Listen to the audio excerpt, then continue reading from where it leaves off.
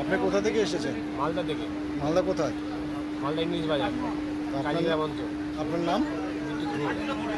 কদিন ধরে এলেন এখানে? এটা মোটামুটি 10 বছর থাকে। বেচাকেনা কেমন হলো? এটা হচ্ছে ভালো হচ্ছে। তো কত টাকার হয়েছে? 100 খিসাবাতি 100 টাকা করে রেখেছি।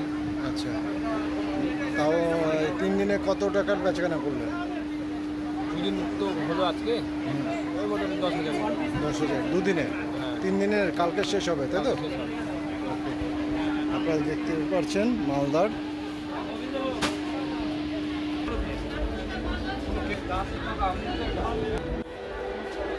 Thank you.